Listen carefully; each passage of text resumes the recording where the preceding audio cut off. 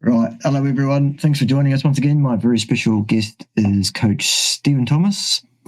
And the format for this discussion is he's got a few things he wants to lead off with and bounce off me, as it were. And I said, go for it. So I'll stop talking. You can stop talking. It's always good to see you, Bart. Always really good to see you. Yes. By the way, it's my 61st birthday in a couple of weeks' time. All right. Well, happy 61st in a couple of weeks. Yeah. And I was out in the sun yesterday, so I've got a bit of a glow. I do apologise for if you've got to dim the contrast down on your monitor. All right. We'll sort that out in post. You know what it's like. You can't go out in the sun. I mean, it's pretty dangerous. So I was really scared. Well, I've heard tell that the UK government's going to do something about that for you. Well, they are, yeah, because what they're doing is they're putting solar panels everywhere and then dimming the sun. That's how stupid they are, Yeah. And I think it was Katie Hopkins was saying when she was a child, she used to draw the blue sky with some fluffy clouds. She never drew a grid. But anyway, we won't get into that. I wanted to talk about blood sugar, and can I present something, a little video? Yeah. Let's just, if I can do this, we'll share that window. All right. I don't know how to put it on the stage. I'll do that. Yeah. There we go. I put a little video together because this chap's doing what's called the sugar diet, 90% sugar, 5% fat, 5% protein. And what do you do, Stephen? You just eat fucking sugar all day. You're like, yeah. And he seems to have forgotten that about 7 or 8 years ago, Sean Baker gave him a platform, and he's calling Sean Baker a retard. Well, right.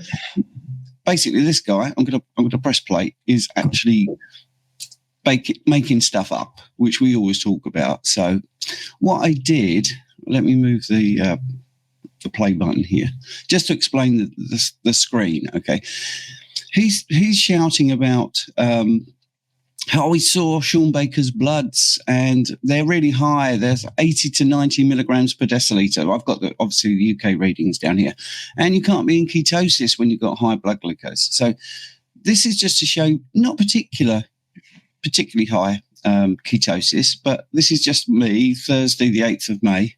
I'm going to play the video. Okay. But the proof of the pudding is you can have high blood glucose. High being an emotive term, isn't really high. It's actually quite low because, I mean, this is 76 milligrams per deciliter. This gets better, by the way, and we also debunk about eating protein. I haven't got a continual ketones meter, and not many people have. So we can't prove Cole wrong without doing lots and lots of readings. All right. So this was the 8th of May, 2025, 6 p.m. My glucose was 4.2, which is 76 milligrams per deciliter, and my ketones were 2 millimoles. Just keep watching, just get better, I promise you. Okay. So I kept doing the finger sticks. All right. The glucose stays the same. My ketones are rising, and that's at 8 p.m. We're going to talk about inertia and also what your body prefers. All right. So this might get a bit repetitive, but I've gone to bed as a fat burning machine, basically. I'm in the highest level. Now, in the morning, I wake up. I'm not in the dawn phenomenon. My glucose is 3.8. Look at this, ketones 4.4. So in my sleep, what did my body prefer? All right. So I woke up 5:30 a.m. By the way, it's 7 a.m. This morning because Bart lives in a completely different part of the world. So I'm doing my best to be bright and breezy.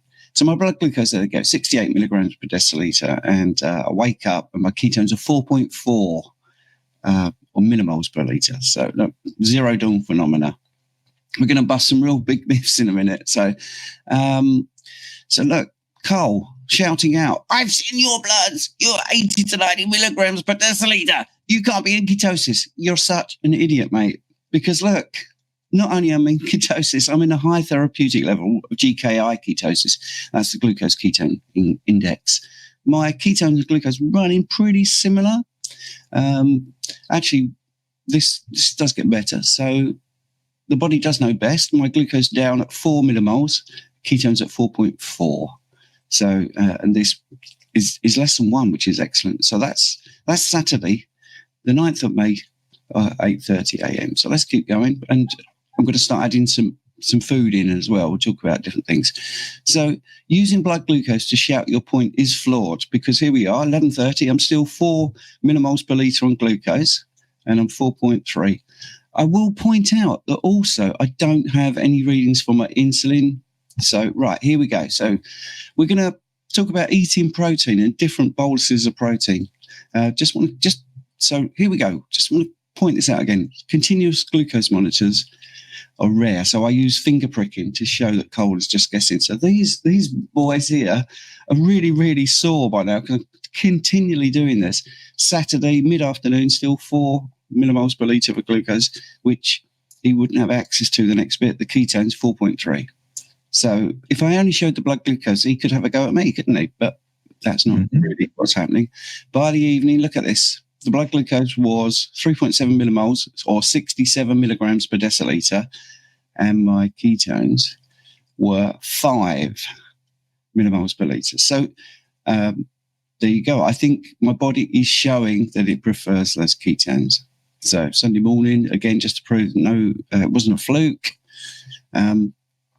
Glucose 3.8, ketones 4.8. All right, so that was 6:30 yesterday morning, about this time. So now I'm going to eat a steak, and we're going to talk about why your blood glucose goes up a little bit when you eat a steak, but what happens about an hour later. Okay, so let's have a look at this. It didn't knock me out of ketosis. That's the first thing. Now people will go, oh, hang on, Stephen, look, 102 milligrams per deciliter for your glucose. That's kicked you out of ketosis if they didn't know what your ketones readings were. The other thing is you get this. This is not the protein doing this. Protein does not go into your mouth and instantly turn into sugar. We're going to prove that a lot in a minute with 3 different meals, all on the same day. We're going to end up eating 200 grams of protein, and look at these readings.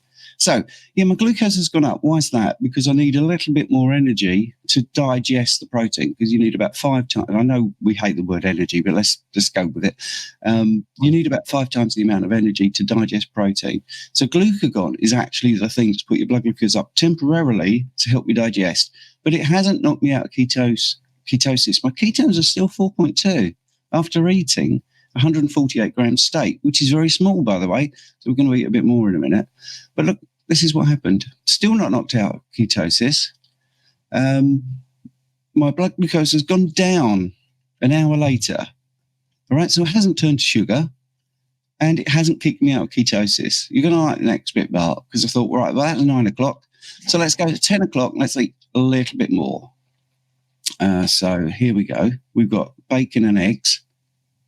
And let's just move that a minute so you can see. So another 40 grams of protein, an hour later, another 40 grams of fat, and 4 grams of carbs, right? I'm going to confess something now. I had a coffee, all right? So that could go to my adrenals and get my cortisol, push my blood glucose up, all of those things, apparently. Let's have a look what actually happened. Nothing. So we've now added more protein. So for the people that say steak becomes cake, I don't see it. I really don't see it. The glucose was 4.5 millimoles and my ketones are 3.1. Still in that high level of ketosis. So we're going to have to really eat a bigger bolus of protein. This is all done with my own little fingers here, right? So what did I do? 3 o'clock in the afternoon, or 3:15 in the afternoon, 629 grams of sirloin steak. By the way, this fabulous sirloin steak. So that's going to turn to sugar. Come on, I'm chugging down the protein all day now. This has got to become sugar. It's got to knock me out of ketosis. Oh, hang on a minute. Nah, not at all. That did not. Look at that. Still high level of GKI, ketosis. 2 hours after eating, 79 milligrams per deciliter for glucose and 2.8 ketones. That's 5:30 in the afternoon. So I think that sort of pretty much nails that assumption. Let's get that up there for you. I consumed 205 grams of protein, 120 grams of fat, 5 grams of carbs. I was a naughty boy and had a coffee. I was not kicked out of ketosis the whole day. My blood glucose hardly moved upwards. So it was only that morning when I had my first 148 grams of protein did it push my blood glucose up to 102 milligrams per deciliter. So you can't shout that someone is a retard when you're acting like one yourself, right? Because well, you absolutely can do that. It does, yes. Because you can't from one, and bloods are my thing, you can't from one reading assume anything. So if he's seen Sean's bloods and assumed and done an hour video about this, that you're on a sugar diet. He actually said you're on a sugar diet because you're using blood glucose, which is ridiculous. You're not in ketosis. You've never been in ketosis in your life. I know it's all clickbaity stuff. I know he isn't like that 24/7, but he's putting it out there, and it's not true. It's just rubbish. And because people haven't got continual ketone monitors, they can't argue with that. And also, if you do see that little bump, for instance, that little bump when it went up to 102, you think, oh, maybe this steak becomes cake thing is true. And it's just not. And, when they've done sort of doubly labeled amino acid testing and it's been repeated and they've looked at how much of those amino acids from eggs, for instance, or from beef become glucose, it doesn't.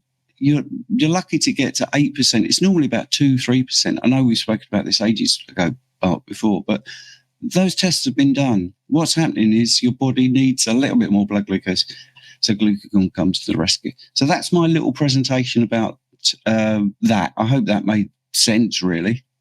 Yeah, certainly did to me. Lovely.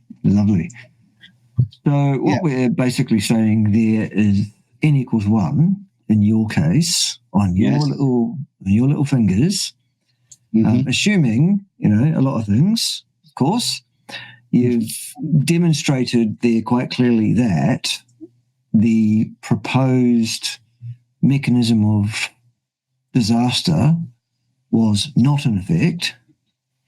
Cole's fabricated story around what one can expect would not be borne out by your data set. It would seem to be shown to be false, at least in your case. And assuming that you're not completely wired differently from every other human being on the planet, what you're talking about, there would seem to be a fairly universal sort of a thing. Yeah. Most likely. Yeah, I mean, I'm not special, all right? When a surgeon opens up somebody that's just been in a car accident, he doesn't open up that person and go, right, how does this one work? We are pretty similar. Yeah. And yes, it's an n equals 1. And yes, I'm fat adapted, which is a big deal for me, by the way, because this is, you talk about studies, I talk about studies online and also in my Substack, and they're useless because they'll say we do. Even if they take 100 people, well, what's happened before they turned up to do the study? So let's say they're looking at the ketogenic diet doing X, Y, Z. Well, are they keto adapted? That's it. That's the first thing. And are they representative? Could you extrapolate all this? And of course you can't. So yes, my n equals 1 is me, but it proves I am, the exception to the rule. Am I the only person in the world that eats protein and doesn't get kicked out of ketosis? I don't think so. Well, I don't think so either. Yeah. I'm just fat adapted. That's it. And they don't get that. Yeah. And they deliberately put something bad in there as well. I mean, I actually haven't been having coffee for a long time because of the acrylamides and joint pain and all that. And, I know you had a debate with malnutrition with, what's her name? Victoria. Yeah. And, there's so much nonsense out there. The sugar diet is nonsense, obviously, because it's devoid of nutrients. Yes, you might look good and you might lose a ton of weight, but that isn't what you want to do. You want to be healthy. You don't want to lose bone and muscle mass. And she's shouting things out, glycation. The word comes from the Greek for glucose and sugar. I mean, it actually comes from that. Yeah. But no, it's caused by fat, according to her. Which, glycation is not caused by sugar, she said. It's caused by fat.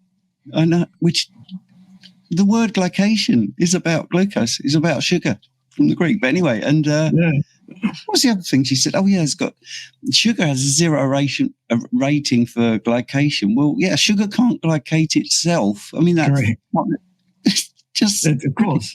Yeah. Basically, what she showed was a complete and utter destitution of understanding of biochemistry or human nutrition or any of those kind of things. I mean, she even cracked out that old peach. We can't possibly be carnivores, you see, for we lack the sharp, pointy teeth. required. Yeah, I think I've got that. I think I've even got the sharp pointed teeth. They're called canines.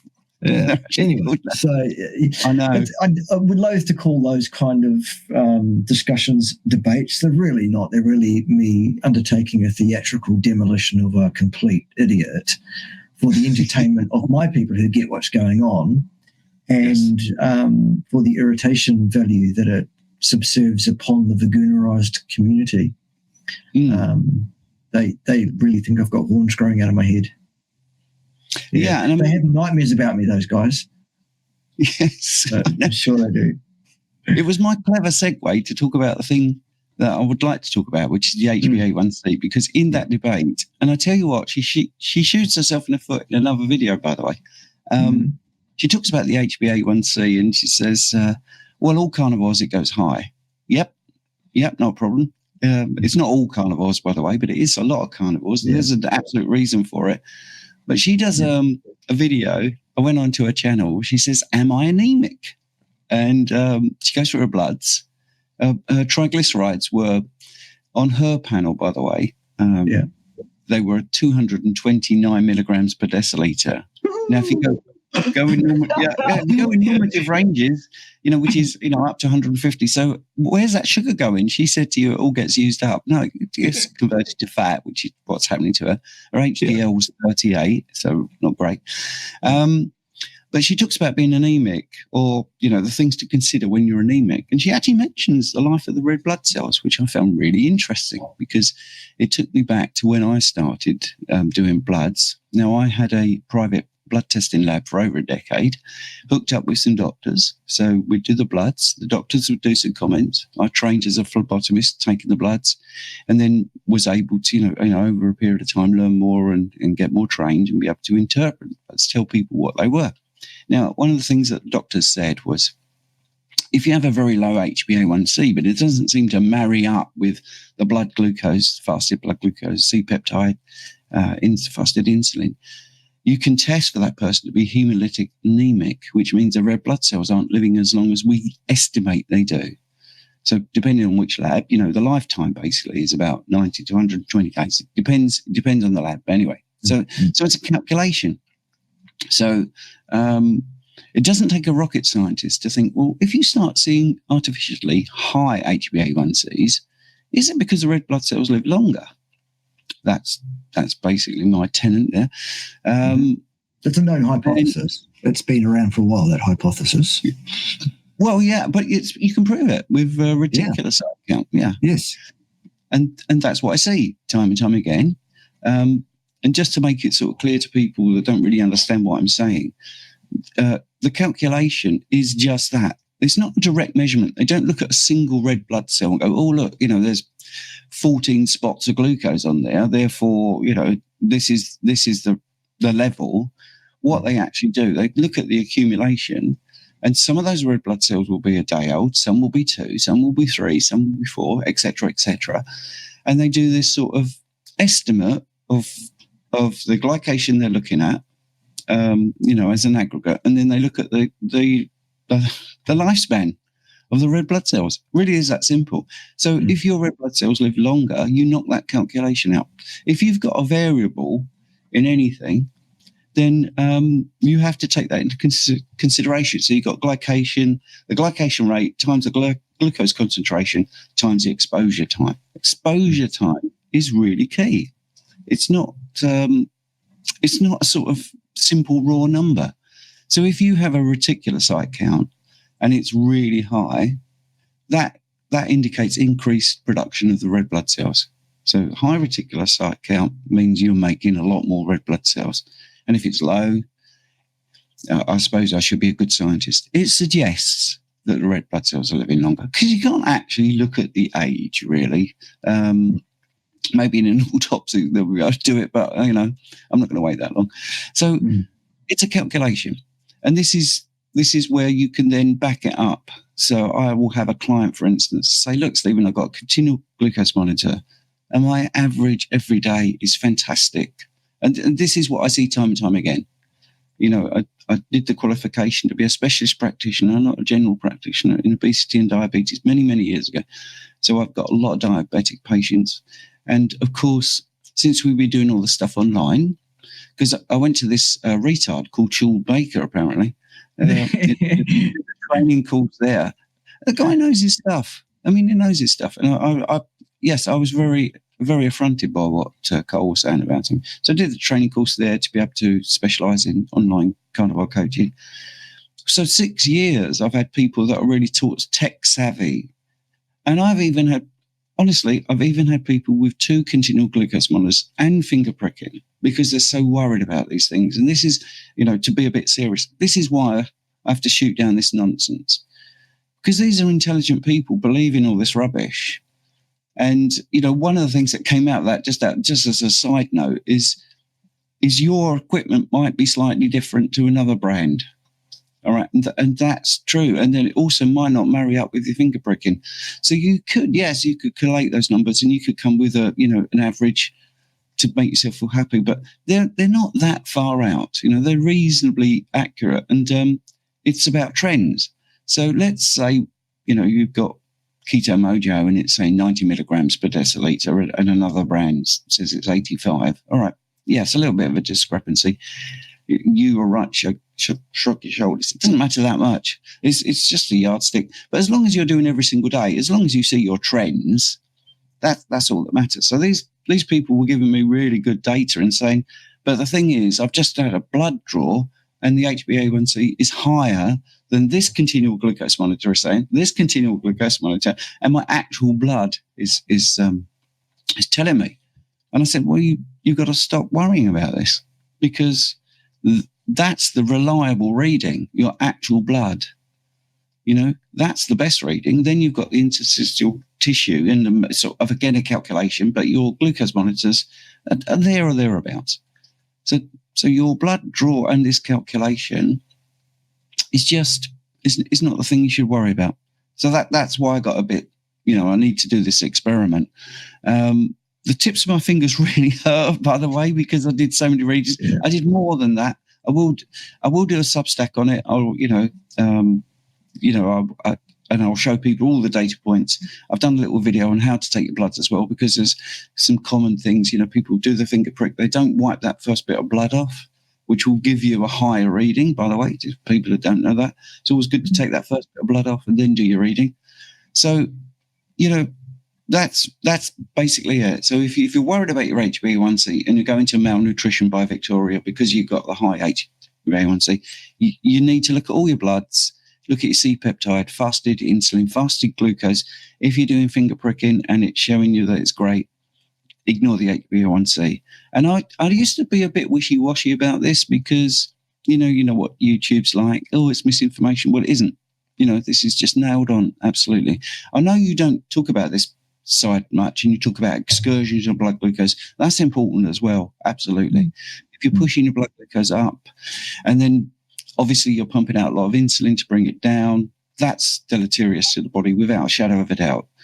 Well, if you want to do that, eat loads of carbs. It really is that simple. Or go on the sugar diet, because you're putting your body under a lot of stress by doing that. It's toxic. Yeah. It's not the preferred fuel. The only reason it's brought down quickly by insulin is because your body doesn't like it very much. It brings it down to that level of approximately a teaspoon of sugar in 5 litres of blood. And I know that's a constant over 24 hours, but what's the best for slow release energy, in inverted commas, or fat oxidation? Glucose is super fast, isn't it? And that's why you get people doing a debate with you, Bart, constantly eating, constantly ingesting, shakes. You just sat there, I think, 2.5 hours. You didn't need to eat anything or drink anything. And this is one of the things that makes me laugh, all these sugar addicts, because that's what they are. They're just justifying their sugar intake. I feel like I've rattled on too long now, but, it's self-evident. Richard Smith and I did a 24-hour live stream. We didn't eat or drink anything. We were on camera 24 hours. I stood for the first one, stood up 24 hours. I didn't need a yogurt. I didn't need a sugary drink. I didn't need anything. And they give themselves away when they talk live because they're burping, they look awful. fidgeting and messing with her hair, can't stay on topic, can't hold a cogent thought. Repeat themselves. Yeah. Yeah. It's incredible, isn't it? Yeah. But I mean, that was it basically. That's why I wanted to come on. I mean, absolutely brilliant. Absolutely brilliant from start to finish. You're a gentleman and a scholar. I knew it would be outstanding, of course. So basically, by way of précis, what we're saying is A, Cole Robinson is an imbecile. An absolute imbecile. Cole Robinson is not only an imbecile, he's an untrained imbecile with no clinical experience of any kind, supervised by anybody with any kind of supervision or certification of any kind. Not that that's necessarily the best thing, but there you go. This is just a bloke with opinions that he changes every few months to suit what's going to be popular message-wise, where he's going to get his clicks from and what he can sell to people next, basically. And the whole hook of, look, I'm well aware of the hook of running around calling everyone an imbecile. It's a trick out of my playbook. And he's probably one of the few YouTubers, social media influencers running around who is actually more offensive than I am, I think. Frankly, yes. That's just my opinion, though. It doesn't have to be yours or anybody else's. So he's not worth listening to at all. Somebody has got in his ear that seems to think they know something about biochemistry and said, hey, you need to mention this A1C thing here because this is a real problem.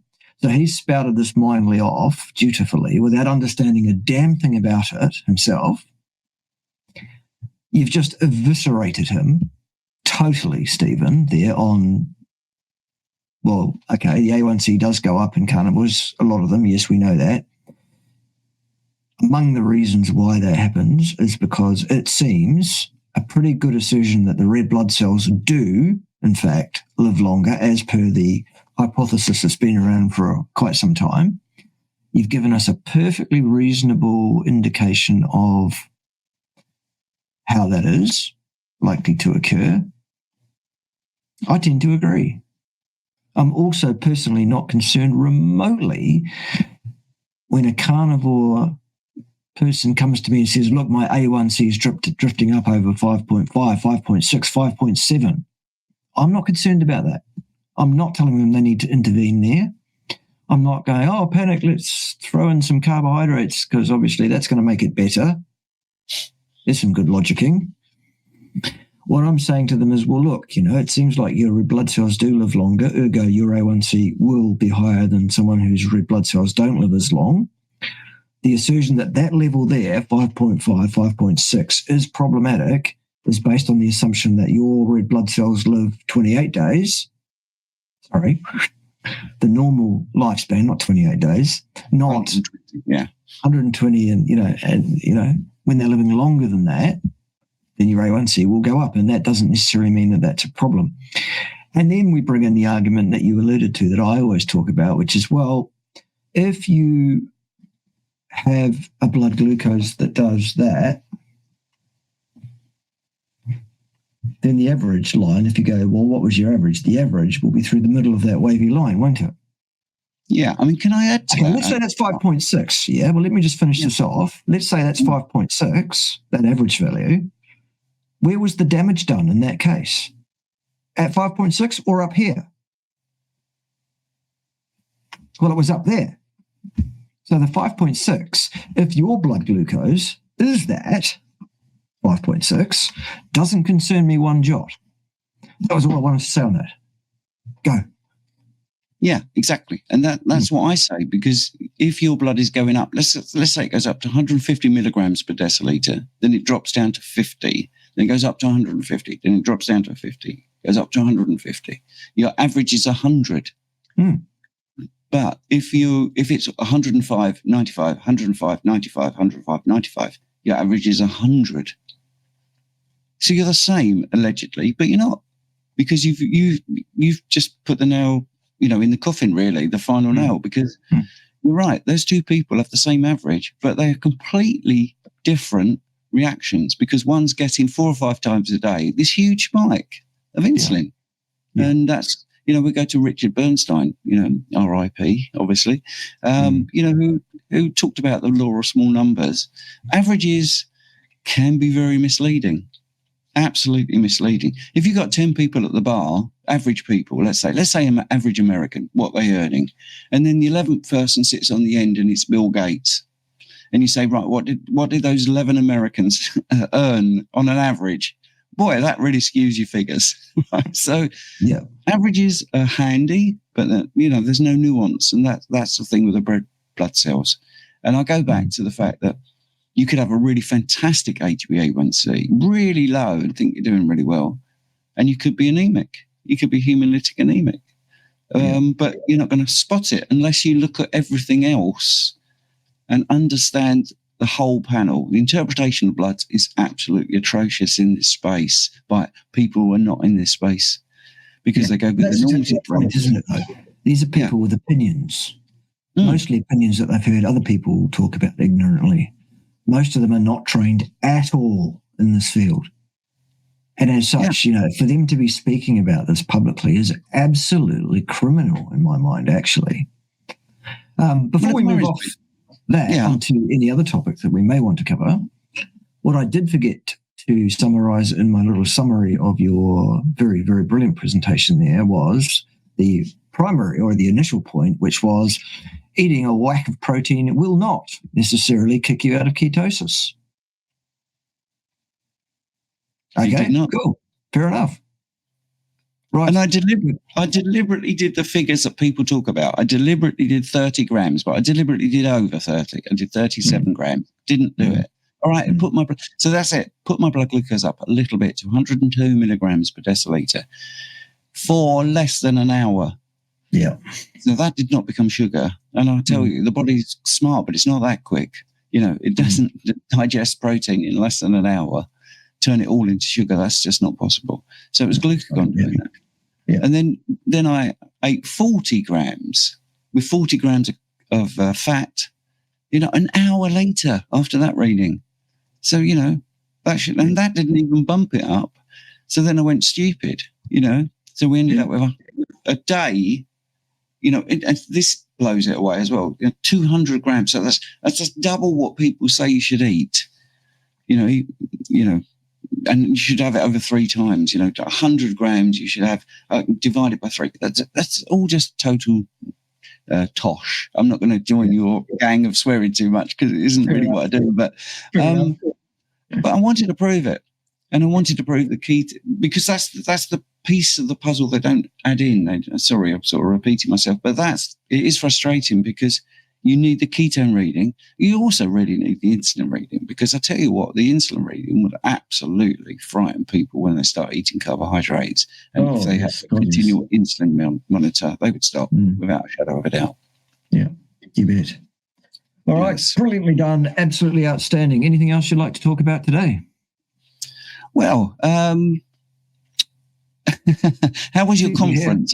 I think you had a conference, didn't you? Yeah. There was a conference in Melbourne recently. Unfortunately, I ended up having to present at that conference in absentia electronically via video rather than actually going there on this occasion. I went to the last Australian conference in Adelaide in December. Unfortunately, this time around, circumstances conspired and I wasn't able to make that trip. But anyway, we did the presentation by video, which was good. That's a great thing, I guess, in today's world that you can do that sort of thing if you need to. That was good. But so in terms of what else happened on that day, I can't really tell you. I wasn't there. Oh, right. Yeah. And how's the farming going? Yeah, it's a very steep learning curve, to be fair. You think it would all be pretty straightforward stuff, but actually farming is proving to be high-level problem solving. And, dominoes and other dominoes. It's been hard yakka, serious hard work. We took over the property 6 months ago and it had not been in use as a farm. It had fallen into disrepair in that regard. And so we've had to bang it back into shape and we've had to spend 1 or 2 pennies on 1 or 2 things. on top of the mortgage of this thing, by the way. We've been doing that. And whatever that's been going on, I've also been carrying on running 3 other businesses. That being the running of a YouTube channel, the private consultancies with folks who want an opinion or a second or third opinion on this, that, or the other thing, and the cerebral nutraceutical stem cell promoting supplement marketing. And so that's been keeping me pretty busy, frankly. I've been running around chasing my tail for the best part of 6 months. It's been incredible. It was one of the reasons why I made the decision that I'm not actually going to drag my sorry ass across to Australia. Right. I'm actually, I got to a point of exhaustion and I went, no, that's just one bridge too far. I'm not a great traveller at the best of times. And there was a bunch of other things going on as well. Obviously, I wouldn't just pull the pin lightly. There were some other circumstances conspiring around the scenes as well. But no, it was the right decision, I think. And I don't think it did any damage to the conference. They had plenty of big names there. Dave Mack was there. He was there last time as well, mine, of course. And Dr. Kiltz was there. I'm sad to have missed him, but I'll catch up with him at some point for sure. And, of course, the lovely Bella Maher was there, Steak and Butter Girl. So the punters got their money's worth. Yeah. Oh, absolutely. But shame you couldn't get there. But, I mean, it just proves, doesn't it, that we, all the media underestimate farming and farmers because it's 24/7, isn't it? If you've got a sick goat, you can't say, well, it's Saturday, I'm off today. You've got to go and sort it, haven't you? That's it, I think the STEM Enhance thing, I'm glad I've taken that. I just wanted to confirm a couple of things because we're talking about telomeres or telomeres and the length of telomeres. How does the STEM Enhance help that then? Well, the mechanism that they're talking about, or that is being talked about, I suppose, is that the CD34 plus adult stem cells, which are the ones activated by the cereal product, contain telomerase. They are consistently and persistently rebuilding their telomeres because the way your body supplies a basically unending supply of stem cells is by having that telomerase so that every time the cell divides, the two resulting daughter cells, if you like, both have full-length telomeres. So no matter how many times those cells divide, those telomeres don't get shorter. For that reason, you will die with the same number of adult stem cells in your bone marrow as you were born with. But unfortunately, what happens as we age is our ability to release the stem cells into the bloodstream and thus precipitate a new cell division. That's what slows down. Why does that happen? Well, it's programmed for in your genes. You're supposed to die at some point. What this product does, basically, is it reinvigorates that system and gets your body releasing them again at a much higher rate. So the adult stem cell will float around in the blood and tool around and whatever until some cell goes, I'm damaged and I'm in need of renewal and or repair. And so the adult stem cell will float across, bind chemically to that damaged tissue, melt that down, get rid of the detritus and all of that, and itself then differentiates into its replacement cell with a full-length telomere because of the telomerase, which at that point is ejected from the adult cell. When it differentiates, telomerase out. Why? So you don't get cancer. Fantastic. Basically, right? So that's the mechanism of that. That's what is being spoken about as the why that is. So we are not allowed to say fountain of youth. So what I normally say is we are not allowed to say fountain of youth. And then, serendipitously, I've been able to say fountain of youth 3 times, all while saying this is not the fountain of youth 4. Yes. So what we're saying is the more tissues you have in your body that are newly differentiated adult stem cell-based tissues, in effect, the younger those particular patches of tissue are. Yeah. Yeah. It's great. That's I mean, it's great. What that one's about. Yeah, I'm glad offer that online as well, because I think they're such good products. I'm really glad that I got hooked up with that. Just for me, to be honest. I mean, I think I've had a lot of people feedback that it has definitely helped them. It's definitely helped me. It's definitely helped Jane. So yes, that I've always been very appreciative that you brought that to my attention. I think 5 years ago, something like that. So you're very welcome. Yeah. Yeah, no, it's my solemn duty, really, to let as many people know in the universe as I possibly can, as long as there's energy in my body. Ego energy. Yes. I mean, use the word as a concept these days. As long as I've got the wherewithal to tell people that cerebral stem enhance exists, I will. Yeah. Well, that's the same here. I mean, it's there if people want it, and I think that's the thing. We both feel the same. Well, that's why I did that video, and that's why I did that finger pricking test, because it just there's misinformation out there. So when you got good information, you need to tell people that you got proper information that's backed by trials and stuff like that. And I think it's been great. So thanks, Bart, for having me on just to talk about the HbA1c and the fallacy there, and people not looking at their own bloods. I can't believe she put her bloods on the screen. I mean, fair play to her; she didn't hide it. I saw that. I went, "Oh, that's tremendously high," in terms of the triglyceride level there. Yeah. And you could back what she's saying by saying, "Oh, well, you need to come to me because you got really high triglycerides." Anyway, right. I'm done here. Thank you very much. My absolute pleasure. I will host you any day of the week and twice on Sundays, Stephen. You're a gentleman and a scholar. It's always a fascinating chat.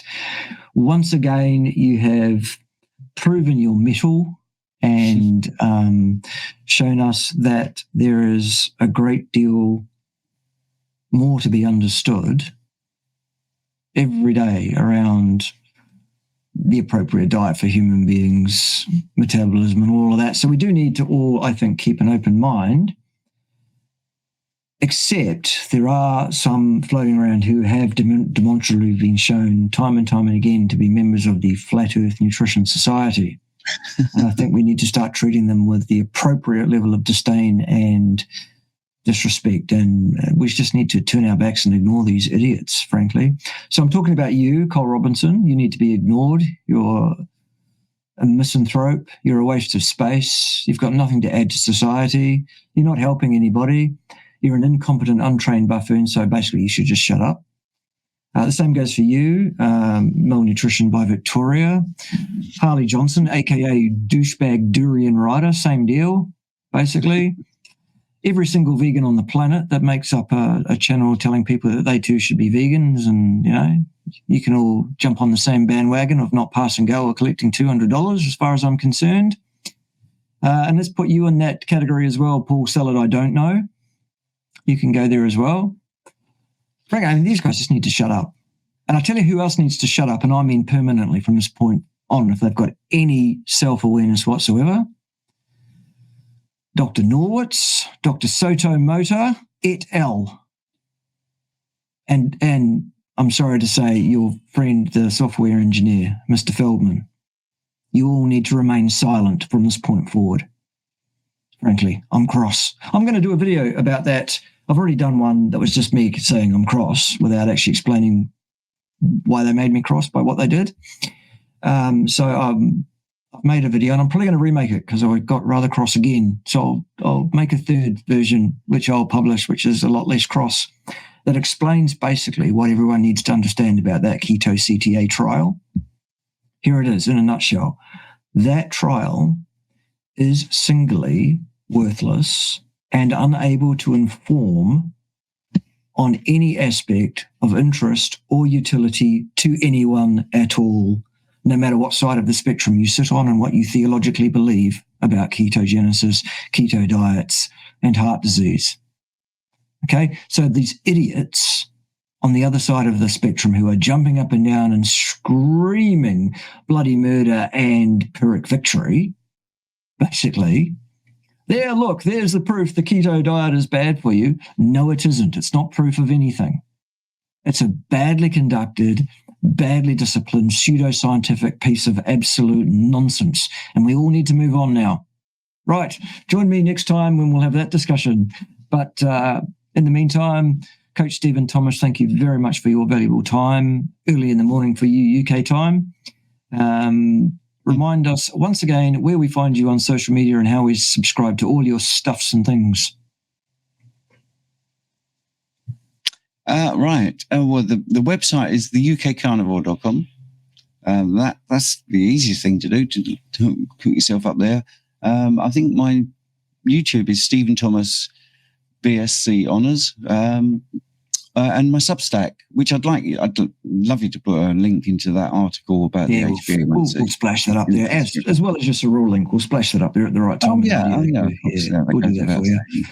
I mean, I will say, just going back to what you said about the keto CTA study, I will be interviewing Dave tomorrow. Will you? Because, but, and I want to go through the things that have upset me a bit. I know you're playing hardball. There are some things in there that definitely show us something that we need to talk about a bit more and a bit more in depth. I mean, my problems are the delimited nature of the participants, no control. So you can't really extrapolate any findings whatsoever from it, because the reason I'm cross is because that study with that design should never have been undertaken, let alone reported on. Well, exactly. It's not really set up well, is it? It's just nonsense. It's absolute garbage. It's one of the worst studies I have ever seen.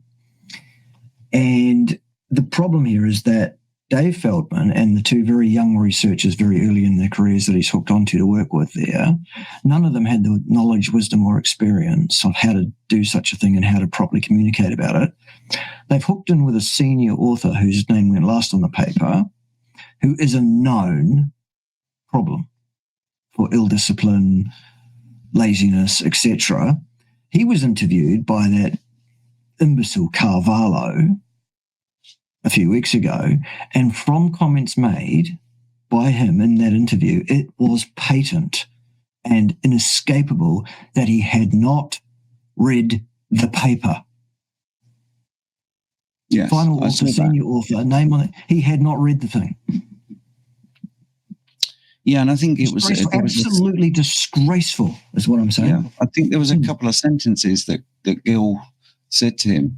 Yeah, and we're not fans of Gil, really. He's definitely very biased, but it was a good interview, and he was right to pull him up about a couple of things. And I think the first part of the sentence, Matthew defended in one way, and then Gil said, "But hang on a minute, that can't be true, because the next thing that you say is talking about progression."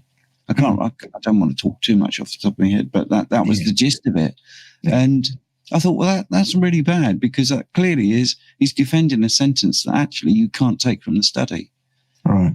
The thing is, that's endemic, isn't it? In all studies, when you look at the raw data, and I know this is a big thing of yours, it's a big thing of mine, and this is why I didn't do a master's, to be honest, because when I got to the honours part of my degree, and the option was to go to a master's, I was having arguments with the tutors and saying, the studies we're looking at, the conclusions don't match the data, or data, if you want to say it that way, and they couldn't get it.